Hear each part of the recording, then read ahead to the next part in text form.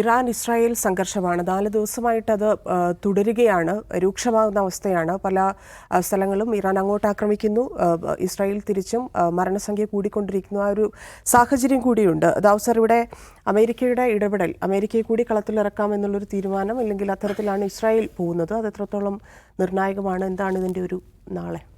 അതിൽ അമേരിക്ക കളത്തിലിറങ്ങിയില്ല എന്നുള്ളത് അത് പ്രതീതി മാത്രമായിട്ടാണ് എനിക്ക് തോന്നുന്നത്. അമേരിക്കയുടെ പിന്തുണയും അമേരിക്കയുടെ ഏതോ നിലക്കുള്ള അനുവാദവും ഇല്ലാതെ ഇസ്രായേൽ ഇങ്ങനൊരു ഓപ്പറേഷൻ നടത്താൻ യാതൊരു സാധ്യതയില്ല. കാരണം ഇസ്രായേലിനെ സംബന്ധിച്ചിടത്തോളം സാധാരണ പറയപ്പെടുന്ന ഒരു കാര്യമാണ്, ഇസ്രായേൽ എന്ന് പറയുന്നത് it is the 51st state of America എന്നാണ്. അമേരിക്കയുടെ 51ാമത്തെ സ്റ്റേറ്റായിട്ട് മാത്രം പ്രവർത്തിക്കുന്ന ഒരു രാജ്യമാണ്. ഇപ്പോൾ പുതിയ ചില വളരെ ഗൗരവപ്പെട്ട ചില നിരീക്ഷണങ്ങൾ അന്താരാഷ്ട്ര മാധ്യമങ്ങൾ വരുന്നുണ്ട്. എന്താണെന്ന് വെച്ചിട്ടുണ്ടെങ്കിൽ, കഴിഞ്ഞ കുറച്ചാഴ്ചകളായി അമേരിക്കൻ ഭരണകൂടവും ഇറാനും തമ്മിൽ വളരെ ഗൗരവത്തിൽ സമാധാന ചർച്ചകൾ നടന്നുകൊണ്ടിരിക്കുകയാണ് ഈ ന്യൂക്ലിയർ പ്രോജക്റ്റുമായി ബന്ധപ്പെട്ട്. ആ ചർച്ചകൾ പോലും ഇസ്രായേലിൻ്റെ ആക്രമണത്തിൻ്റെ ഒരു മറയായിരുന്നു. ഈ ഒരു വശത്ത് ഇങ്ങനെ ചർച്ച നടത്തി കാര്യങ്ങൾ കുഴപ്പമില്ല, ഒരു ധാരണയിലെത്താം എന്നൊരു പ്രതീതി സൃഷ്ടിച്ച് അതിൻ്റെ മറവിൽ ഇസ്രായേൽ ആക്രമണത്തിൻ്റെ പദ്ധതികൾ ഇടുകയായിരുന്നു. അങ്ങനെയാണ് ഈ ആക്രമണം നടന്നത്. ഈ ചർച്ച പോലും അതിനുള്ള ഒരു കവറായിരുന്നു, ഇസ്രായേലി ആക്രമണത്തിനുള്ള കവറായിരുന്നു എന്ന് നിരീക്ഷണം വരുന്നുണ്ട്. എന്ന് മാത്രമല്ല, കഴിഞ്ഞ കുറച്ച് ദിവസങ്ങളായിട്ട് ഈ ആക്രമണത്തിൻ്റെ മുമ്പുള്ള ദിവസങ്ങളിൽ ട്രംപിൻ്റെ ഭാഗത്ത് വന്നിട്ടുള്ള ചില പരാമർശങ്ങളുണ്ട്. നെതന്യാഹു അവിടെ ബോംബിടാനൊക്കെ നോക്കിയായിരുന്നു, ഞാൻ അവനെ വിളിച്ചിട്ട് വേണ്ടെന്ന് പറഞ്ഞു. ഇങ്ങനെയൊക്കെ ഉള്ള ചില സ്റ്റേറ്റ്മെൻറ്റ് അദ്ദേഹത്തിൻ്റെ വന്നു. ഇതേ മനുഷ്യൻ തന്നെ ബോംബിട്ട് കഴിഞ്ഞതിന് ശേഷം എന്താണ് പറഞ്ഞത്? It was excellent and successful attack എന്നാണ്. അപ്പം അമേരിക്ക എന്താണ് പുറത്ത് പറയുന്നത്, എന്താണ് അകത്ത് ചെയ്യുന്നത് എന്നതിനെക്കുറിച്ച് നമുക്ക് ധാരണയില്ല. ഏറ്റവും പ്രധാനപ്പെട്ട കാര്യം, ഒരു വിശ്വസനീയമായ വിശ്വസിക്കാൻ പറ്റുന്ന ഒരു ഏജൻസിയല്ല, ഒരു ഭരണകൂടമല്ല, ഒരു ഭരണാധികാരിയല്ല ട്രംപ് എന്ന് അദ്ദേഹം തന്നെ ഏതാനും ദിവസങ്ങൾ കൊണ്ട് തെളിയിച്ചു കഴിഞ്ഞു. അപ്പോൾ അതുകൊണ്ട് അമേരിക്ക ഏതോ നിലക്ക് ഇതിൽ കുഴപ്പമില്ലാതാക്കാൻ, സംഘർഷം കുറയ്ക്കാൻ, യുദ്ധം അവസാനിപ്പിക്കാൻ ശ്രമിക്കും, അല്ലെങ്കിൽ സമാധാനത്തിന് വേണ്ടിയുള്ള ഒരു വെള്ളരിപ്രാവായി മുന്നോട്ട് വരുമെന്ന് നമ്മൾ വിചാരിച്ചു കഴിഞ്ഞാൽ അത് മഹാവിഡ്ഢിതമാണ്. അവരെ സംബന്ധിച്ചിടത്തോളം ഇസ്രായേലിൻ്റെ ടാർഗറ്റുകൾ ഇസ്രായേലിൽ അച്ചീവ് ചെയ്യുവാൻ പാകത്തിൽ എന്ത് നിലപാടാണോ സ്വീകരിക്കാൻ പറ്റുക അതേ അവർ സ്വീകരിക്കുകയുള്ളൂ.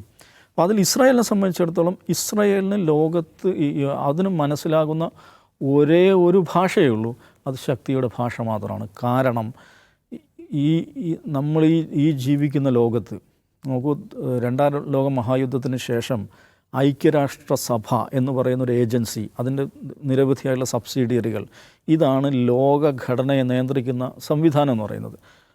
അതെല്ലാ രംഗത്തുണ്ട്, വിദ്യാഭ്യാസത്തിലാണെങ്കിൽ, ആരോഗ്യത്തിലാണെങ്കിൽ, എല്ലാ കാര്യങ്ങളിലും. ഐക്യരാഷ്ട്രസഭ, അതിനെ ചുറ്റിപ്പറ്റിയുള്ള നിരവധിയായ ഏജൻസികൾ, അതാണ് ലോകത്തെ പരസ്പരം കോർത്തിണക്കുകയും ലോകത്തെ താളത്തിൽ കൊണ്ടുപോവുകയും ചെയ്യുന്ന ഒരു സംവിധാനം എന്ന് പറയുന്നത്. ഈ ഐക്യരാഷ്ട്രസഭയുടെ പ്രമേയങ്ങളിൽ കൺട്രി സ്പെസിഫിക് പ്രമേയങ്ങൾ എടുത്ത് പരിശോധിച്ച് കഴിഞ്ഞാൽ അതിൽ 45% പ്രമേയങ്ങളും ഇസ്രായേലിനെതിരാണ്. നമ്മൾ മനസ്സിലാക്കണം, അങ്ങനത്തെ ഒരു ഡാറ്റ മറ്റൊരു രാജ്യവുമായി ബന്ധപ്പെട്ടില്ല. ഐക്യരാഷ്ട്രസഭയുടെ രാജ്യത്തെക്കുറിച്ചുള്ള പ്രമേയങ്ങൾ നമ്മൾ ലിസ്റ്റ് ചെയ്യുക, അതിൽ 45% ഇസ്രായേലിനെതിരായിട്ടുള്ള പ്രമേയങ്ങളാണ്. അപ്പോൾ ഡസൻ കണക്കിന് UN പ്രമേയങ്ങൾ, അത് UN ജനറൽ അസംബ്ലി പ്രമേയങ്ങളുണ്ട്. ജനറൽ അസംബ്ലി പ്രമേയങ്ങൾ ലീഗലി ബൈൻഡിങ് അല്ല. പിന്നുള്ളത് UN സെക്യൂരിറ്റി കൗൺസിൽ പ്രമേയങ്ങളാണ്, ലീഗലി ബൈൻഡിങ് ആണ്. UN സെക്യൂരിറ്റി കൗൺസിൽ ഇസ്രായേലിനെതിരായിട്ട് 100 കണക്കിന് പ്രമേയങ്ങൾ വന്നിട്ടുണ്ട്. അത് മിക്ക പ്രമേയങ്ങളും അമേരിക്കയോ ബ്രിട്ടനോ ഫ്രാൻസോ ഒക്കെ വീറ്റോ ചെയ്യുകയാണ് ചെയ്യുക. ആ വീറ്റോ എന്ന് പറയുന്ന അതും മറികടന്ന് UN സെക്യൂരിറ്റി കൗൺസിൽ ഇസ്രായേലിനെതിരെ പാസ്സാക്കപ്പെട്ട പ്രമേയങ്ങളുണ്ട്, ലീഗലി ബൈൻഡിങ് ആയിട്ടുള്ള പ്രമേയങ്ങളാണ്. അതുപോലും പാലിക്കാത്ത രാജ്യമാണത്.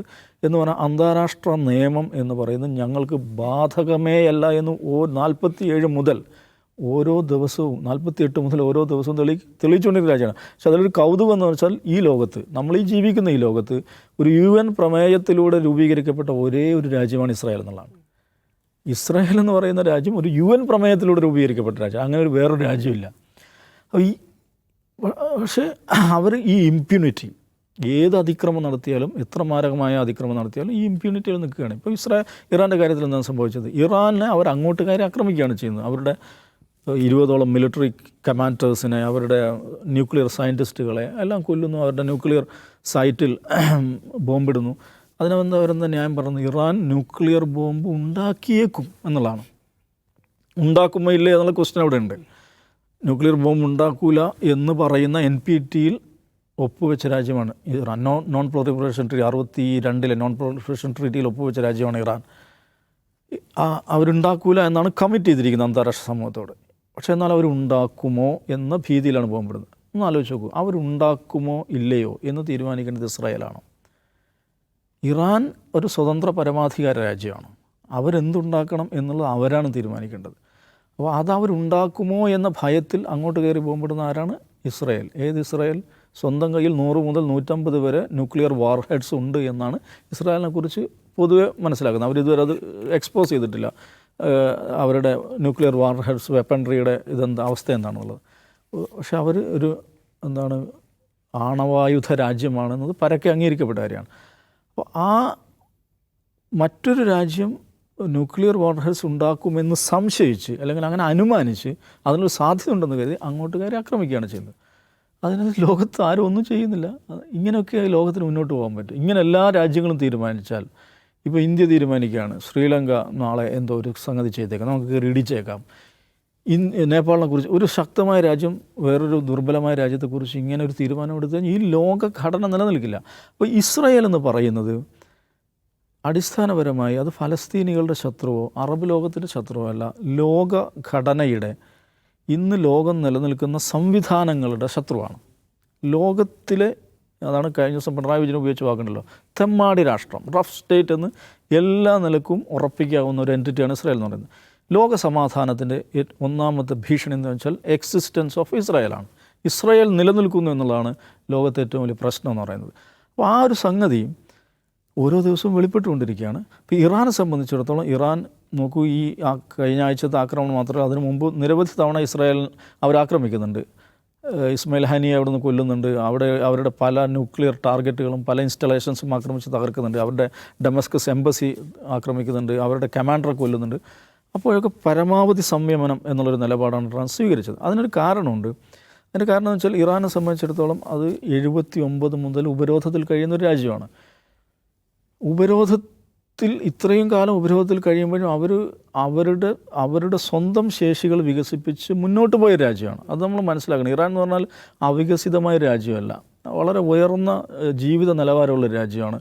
അവിടുത്തെ നഗരങ്ങൾ, അവിടുത്തെ ഇൻഫ്രാസ്ട്രക്ചർ, അവിടുത്തെ ട്രാൻസ്പോർട്ടേഷൻ, അവരുടെ എല്ലാ കാര്യങ്ങളും വളരെ മുന്നോട്ട് പോയി. നോക്കൂ, ഈ ഉപരോധങ്ങൾ ഉണ്ടായിട്ടും വളരെ പ്രയാസപ്പെട്ട്, വളരെ പണിപ്പെട്ട്, വളരെ കഷ്ടപ്പെട്ട് അവർ മുന്നോട്ട് തന്നെയാണ് പോയത്. ഇപ്പം 1979 ശേഷമുള്ള കുറേ കാലം 79 വിപ്ലവത്തിൻ്റെ സന്തതികളാണ് ആ രാജ്യത്തെ ഏറ്റവും പ്രധാനപ്പെട്ട ജനവിഭാഗം എന്ന് പറയുന്നത്. പക്ഷേ ഇന്ന് 2025 45 വർഷം കഴിഞ്ഞു. പുതിയ തലമുറയാണ്, വിപ്ലവം കണ്ടിട്ടില്ലാത്ത, വിപ്ലവത്തിൻ്റെ അനുഭവങ്ങളിലൂടെ പോയിട്ടില്ലാത്ത, വിപ്ലവത്തെക്കുറിച്ച് പാഠപുസ്തകങ്ങൾ മാത്രം പഠിച്ചിട്ടുള്ളൊരു തലമുറയാണ്. അവരെ സംബന്ധിച്ചിടത്തോളം അവരുടെ ജീവിത നിലവാരം, പുരോഗതി, മുന്നോട്ട് പോക്ക്, വിദ്യാഭ്യാസം, സാമ്പത്തികാഭിവൃദ്ധി, ഇതൊക്കെയാണ് അവരുടെ പ്രൈമറി എയിമായിട്ട് വരുന്നത്. അപ്പോൾ അത്തരമൊരു തലമുറയെ നിരാശപ്പെടുത്താൻ ഇറാൻ ഭരണകൂടത്തിന് സാധ്യമല്ല. ചെറുപ്പക്കാർ മഹാഭൂരിപക്ഷമുള്ള സമൂഹമാണ്. അപ്പോൾ അതുകൊണ്ട് യുദ്ധത്തിലേക്ക് പോകാതിരിക്കുക, പരമാവധി സമാധാനാന്തരീക്ഷം, സംയമനം എന്നൊരു സമീപനമാണ് അവർ ഇത്രയും കാലം സ്വീകരിച്ചത്. പക്ഷേ കഴിഞ്ഞ ആഴ്ചത്തെ ആക്രമണം ആ പരിധികളെല്ലാം ലംഘിക്കുന്നതായിരുന്നു. അപ്പോൾ അവർക്ക് സ്വാഭാവികം തിരിച്ചടിക്കാതെ തരമില്ല. കാരണം ഭരണകൂടത്തെക്കുറിച്ചുള്ള ആത്മവിശ്വാസം ജനതയ്ക്ക് നഷ്ടപ്പെടും. ഭരണകൂടം തന്നെ ഇല്ലാതാവും അങ്ങനെയാകുമ്പോൾ. അപ്പം ജനങ്ങൾക്ക് ആത്മവിശ്വാസം നൽകുക, ആ ഒരു പ്രൈഡ് നിലനിർത്തുക വളരെ പ്രധാനമാണ്. അപ്പോൾ അവർ തിരിച്ചടിക്കാൻ നമ്മൾ മനസ്സിലാക്കേണ്ടത് ഇറാനും ഇസ്രായേലും തമ്മിലുള്ള ഒരു മിലിറ്ററി താരതമ്യത്തിൽ ഇറാൻ സൈനികമായും മോശം ശക്തിയല്ല.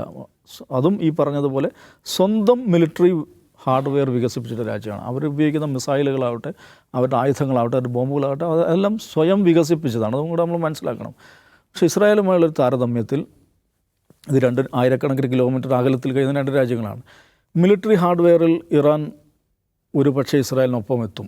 പക്ഷേ മിലിറ്ററി സോഫ്റ്റ്വെയറിൻ്റെ കാര്യത്തിൽ, പ്രത്യേകിച്ച് മിലിറ്ററി ഇലക്ട്രോണിക്സ് തുടങ്ങിയ കാര്യങ്ങളുടെ കാര്യത്തിൽ ഇസ്രായേലിന് മേൽക്കൈയുണ്ട്. ആ മേൽക്കൈയാണ് ഇസ്രായേൽ ഇപ്പോൾ ഉപയോഗിച്ചുകൊണ്ടിരിക്കുന്നത്. അവർക്ക് വളരെ വിദൂരത്ത് നിന്ന് പ്രസിഷൻ ടാർഗറ്റുകൾ നിശ്ചയിക്കാനും അത് കൃത്യമായി ലൊക്കേറ്റ് ചെയ്യാനും അത് കൃത്യമായി അടിക്കാനും ഒക്കെ അവർക്ക് സാധിക്കുമെന്നാണ് അവർ തെളിയിച്ചത്. അപ്പോൾ ആ ഒരു വിഷയത്തിൽ ഇറാൻ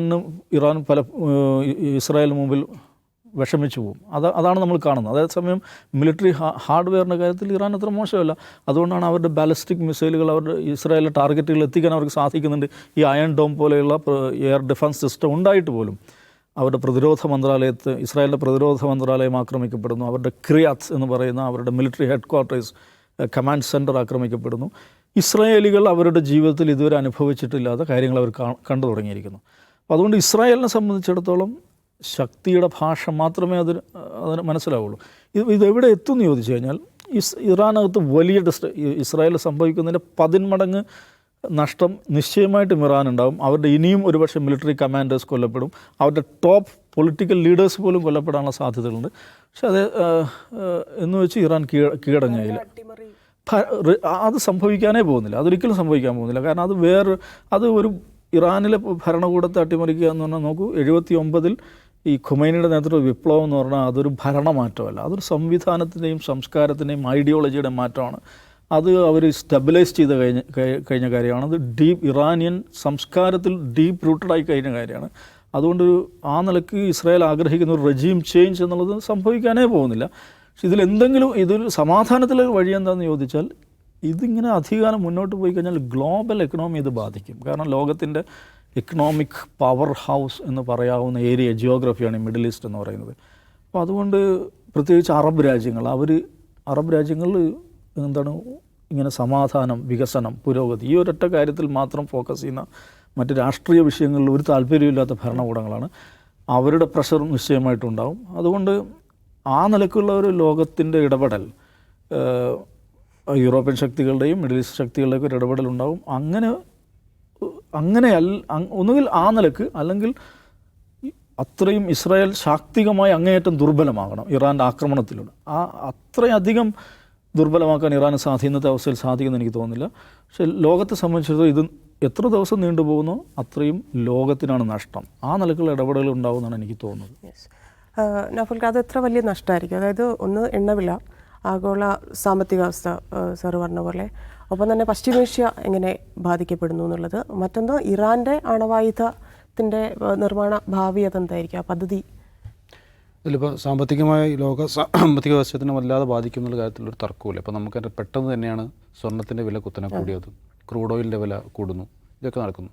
അതിനിടയ്ക്ക് ഇറാൻ ഭീഷണിപ്പെടുത്തുന്നുണ്ട് ഹോർമുസ് കടലിടുക്കിലെ വ്യാപാരം അല്ലെങ്കിൽ സഞ്ചാരം തടസ്സപ്പെടുത്തുമെന്ന് പറയുന്നുണ്ട്. അതൊക്കെ വലിയ പ്രത്യാഘാതങ്ങളാണ് മേഖലയിലും അതോടൊപ്പം തന്നെ മറ്റ് ലോകരാജ്യങ്ങളിലൊക്കെ ഉണ്ടാക്കാം. ആ തരത്തിലത് മുന്നോട്ട് പോകുന്നു. അതോടൊപ്പം തന്നെ ഇപ്പം ഇന്ന് രാവിലെ നമ്മുടെ വാർത്തയിൽ ഒരു ഇസ്രായേലിൽ നിന്നുള്ളൊരു മലയാളി സംസാരിച്ചിരുന്നു.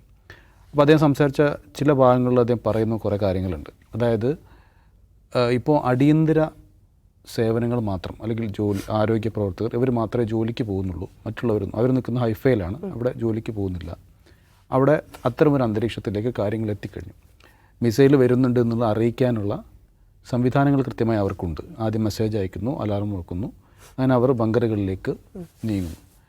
എല്ലായിടത്തും ബങ്കറുകളില്ല എന്ന് അദ്ദേഹം പറയുന്നുണ്ട്. കാരണം ഇവരൊക്കെ വീട്ടുജോലിക്ക് വേണ്ടി പോകുന്ന ആൾക്കാരാണ്, ഇന്ത്യയിൽ നിന്നൊക്കെ പോകുന്നത് ഗിവേഴ്സാണ്. അപ്പോൾ അവർ വലിയ ബിൽഡിങ്ങിൽ ചെയ്യുന്ന ഫ്ലാറ്റുകളിൽ ജോലി ചെയ്യുന്ന ആളുകളുണ്ട്. പക്ഷേ ഒറ്റപ്പെട്ട വീടുകളിൽ നിൽക്കുന്ന ആളുകൾക്ക്, ഒറ്റപ്പെട്ട വീടുകളിലൊന്നും ഈ ഷെൽട്ടറുകളില്ല എന്നാണ് അദ്ദേഹം പറയുന്നത്. അപ്പോൾ അവരൊക്കെ വലിയ ഭീതിയിലാണ്. അപ്പോൾ അങ്ങനൊരു അവസ്ഥയിലേക്ക് ഗസയിലെ അത്രയൊന്നും സാഹചര്യം അല്ലെങ്കിൽ തന്നെയും അങ്ങനെയൊക്കെയുള്ളൊരു അവസ്ഥയിലേക്ക് അവരെത്തിപ്പെട്ടിട്ടുണ്ട്.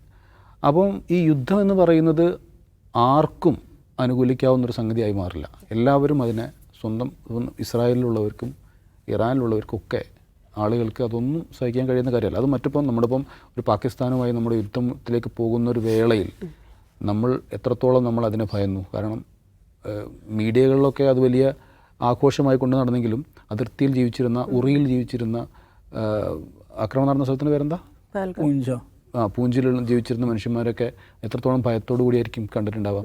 ഒരു മിസൈൽ വന്ന് നമ്മുടെ വീടിന് മുറ്റത്ത് വീഴുന്നവരെ നമുക്ക് ഇതിനെ വീഡിയോ ഗെയിമായിട്ട് കാണാൻ പറ്റുകയുള്ളൂ. അപ്പോൾ അത്തരം അവസ്ഥയിലേക്ക് കാര്യങ്ങൾ പോകും എന്നുള്ളതാണ്. പിന്നെ മറ്റൊരു കാര്യം നമ്മുടെ ഇന്ത്യയുടെ നിലപാടിനെ കുറിച്ചാണ്. ഇപ്പം ഇറാനല്ല, അപ്പോൾ ഗസയുമായി ബന്ധപ്പെട്ട് ഗസ വെടിനിർത്തലുമായി ബന്ധപ്പെട്ടുള്ള UN പ്രമേയം വന്നപ്പം കിരിബാസ് എന്ന് കേട്ടിട്ടുണ്ടോ, മലാവി എന്ന് കേട്ടിട്ടുണ്ടോ? ഇതൊക്കെ രാജ്യങ്ങളുടെ പേരാണ്. ഈ ഏതൊക്കെ അറിയപ്പെടാത്ത കുറച്ച് രാജ്യങ്ങളും ഇന്ത്യയും എന്താണ് ഈ വോട്ടെടുപ്പിൽ നിന്ന് വിട്ടുനിന്നു. വെടിനിർത്തൽ വേണമെന്നുള്ള പ്രമേയത്തിലെ വോട്ടെടുപ്പിൽ നിന്ന് ഇന്ത്യയും കിരിബാസും മലാവിയും അടക്കമുള്ള കുറച്ച് രാജ്യങ്ങൾ വിട്ടുനിന്നു എന്നുള്ളതാണ്. ഇന്ത്യ ഏത് കാലത്തും ഫലസ്തീൻ 1988 ഫലസ്തീനിനെ അംഗീകരിച്ച രാജ്യമാണ് ഇന്ത്യ. പക്ഷേ ആ രാജ്യം എപ്പോഴും ഫലസ്തീനൊപ്പം, ഫലസ്തീൻ എന്നാൽ ഫലസ്തീനികളുടേതാണ് എന്ന് പറഞ്ഞ മഹാത്മാഗാന്ധിയുടെ നാട്ടുകാരാണല്ലോ നമ്മൾ. അങ്ങനെയുള്ള ഇന്ത്യ ഗസയിലെ വെടിനിർത്തലിന് വേണ്ടി പ്രമേയം കൊണ്ടുവരുമ്പോൾ അതിന് വേണ്ടി വോട്ട് ചെയ്യാതെ 189 രാജ്യങ്ങൾ 149 രാജ്യങ്ങൾ അനുകൂലമായി വോട്ട് ചെയ്തപ്പോൾ അതിന് വിട്ടു നിൽക്കുക എന്നുള്ള വൃത്തികെട്ട നയമാണ് നമ്മൾ സ്വീകരിച്ചത്. അപ്പം ഇനി ഈ ഇസ്രായേൽ ഇറാൻ സംഘർഷം യുദ്ധത്തിലേക്ക് കലാശിക്കുമ്പോൾ ഇന്ത്യ എന്ത് നിലപാടെടുക്കുമെന്നുള്ളത് വളരെ പ്രധാനപ്പെട്ടതാണ്. ഇന്ത്യക്ക് മാനുഷികമായെങ്കിലും ഈ അതായത് അക്രമത്തിനിരയാവുന്നവരുടെ കൂടെ നിൽക്കാനുള്ള ഒരു പ്രേരണയെങ്കിലും ഇന്ത്യയുടെ സർക്കാരിനുണ്ടാകേണ്ടത്, അത് ഉണ്ടാവുന്നില്ല എന്നുള്ളതാണ് ഇതിലെ സങ്കടകരമായ കാര്യം. അപ്പോൾ ഞാൻ പറഞ്ഞു വന്നത്, നേരത്തെ ദൗസാബൊക്കെ പറഞ്ഞ പോലെ ലോകത്തിന് തന്നെയാണ് നഷ്ടം. ഇരു രാജ്യങ്ങൾക്കും ഇത് അഭിമാന പോരാട്ടമായിരിക്കും. കാരണം നേരത്തെ പറഞ്ഞ പോലെ രാജ്യത്ത് മറ്റൊരു രാജ്യത്തിൻ്റെ ആക്രമണം നടക്കുമ്പോൾ സ്വാഭാവികമായും ആ രാജ്യത്തിന് പ്രതികരിച്ചേ പറ്റൂ. ഇപ്പോൾ നമ്മൾ ഓപ്പറേഷൻ സിന്ദൂർ എന്ന് പറഞ്ഞാൽ എന്താ, നമ്മുടെ രാജ്യത്തിനെതിരെ ഒരു ഭീകരാക്രമണം നടന്നു വരുന്നു, നമുക്കത് പ്രതികരിച്ചേ പറ്റൂ. നമ്മൾ പ്രതികരിച്ചില്ലെങ്കിൽ നമ്മുടെ ജനങ്ങൾ എന്താണ് ഈ സർക്കാരിനെ കുറിച്ച് കരുതുക? അതുപോലെ തന്നെയാണ് ഇപ്പോൾ ഇറാന് നേരെ ആക്രമണം നടക്കുമ്പോൾ ഇറാൻ സ്വാഭാവികമായി അവർ പ്രതികരിക്കും. അവരുടെ ആയുധ സംവിധാനം എത്രത്തോളം ഉണ്ട് ഇല്ല എന്നുള്ളതൊന്നും അവിടെ വിഷയമേ അല്ല. കഴിയാവുന്ന അത്രത്തോളം ശക്തി ഉപയോഗിച്ച് പ്രതികരിക്കുക എന്നുള്ള അവർ ചെയ്യാം.